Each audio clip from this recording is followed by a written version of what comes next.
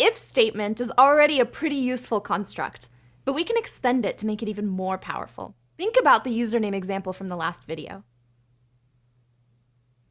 What if we also wanted to print a message when the username was valid? Here, we've included an else statement to achieve this.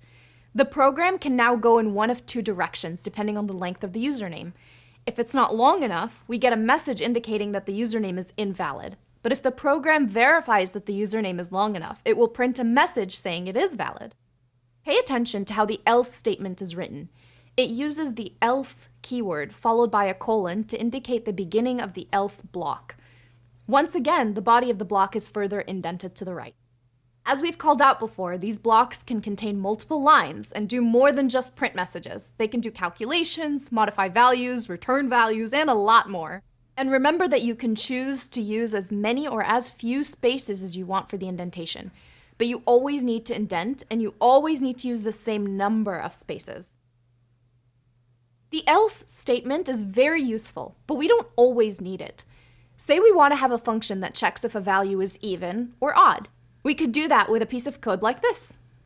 Here we're using a new operator, so let's first explain that. The modulo operator is represented by the percentage sign and returns the remainder of the integer division between two numbers. The integer division is an operation between integers that yields two results, which are both integers, the quotient and the remainder. So if we do an integer division between 5 and 2, the quotient is 2 and the remainder is 1. If we do an integer division between 11 and 3, the quotient is 3 and the remainder is 2. Even numbers are all multiples of 2, which means the remainder of the integer division between an even number and 2 is always going to be 0. In this function, we're using this principle to decide whether a number is even or not. So, how come we have these two return statements, one below the other, without an else statement? The trick is that when a return statement is executed, the function exits, so that the code that follows doesn't get executed. This means that if the number is even, the computer will reach the return true statement and exit the function. Anything that comes after that will only be executed if the condition in the if statement was false. In other words, once the function reaches the return false line, we know for sure that the if condition was false, which means the number was odd. At first, you might feel more comfortable including the else statement even if it's not needed, and that's totally okay. It's important to know that both ways of writing this are correct.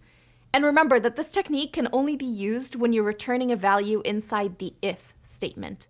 To recap, the if statement allows us to branch the execution based on a specific condition being true. The else statement lets us set a piece of code to run only when the condition of the if statement was false. If you return a value inside an if block, then the code after the block will only be executed if the condition was false. All makes sense? If all these ifs and elses are starting to get a little confusing, that's okay. There's a lot to soak up here, and the best way to do that is, yeah, you guessed it, practice.